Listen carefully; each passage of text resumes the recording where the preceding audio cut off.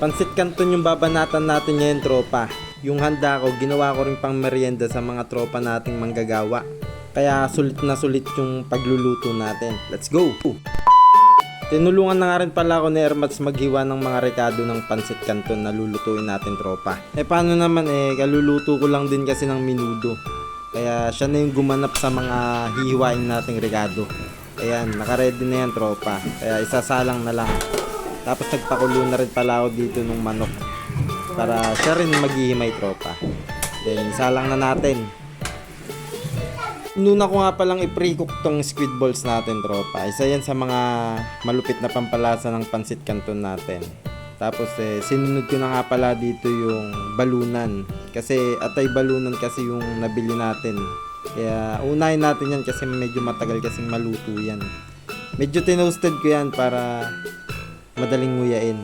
Tapos niluto ko na rin dyan yung atay. After nyan dyan ko na rin igigisa yung bawang sibuyas. Tapos sinunod ko na nga rin pala dyan yung bell pepper. Yan, megos lang yan, tropa. Tapos sinunod na rin natin yung carrots. Yan, megos lang. Walang kasawaang halo yan, tropa.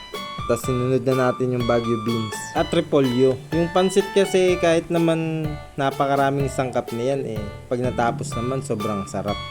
Kaya hindi mawawala talaga to sa mga handaan lalo't birthday, tropa. Yan, naglagay na tayo dito nung squid balls tsaka salt and pepper. Tapos nagdagdag ako dyan ng magic sarap. Then mix lang natin. Yan lang yung pinakapangpalasa niyan, tropa. Tapos nilagay na natin yung hinimay na manok. Goods na yan.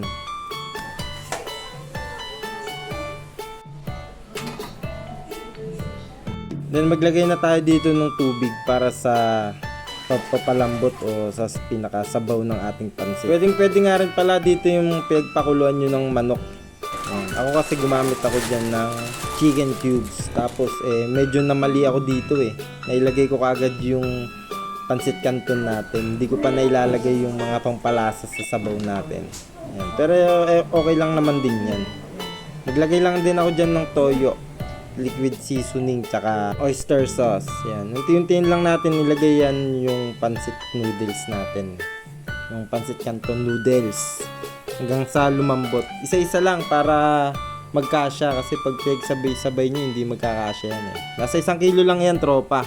Then pag medyo malambot na, goods na. Pwede na nating ilagay yung mga pansahog natin na niluto kanina o yung ginisa. Tapos halo-halo lang, goods na yan, luto na yan, tropa.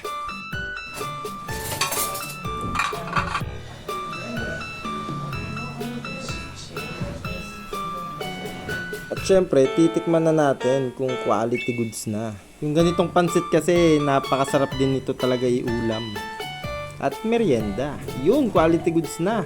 Yan na yung ipangbabanat natin para pang pamerienda sa mga trabahante nating tropa pits. Kaya sinandukan na yan ni mami. O siya, hanggang dito na lang yung video natin. Pa-follow ako ng page, tropa, para updated ka sa mga susunod pa nating babanatang videos.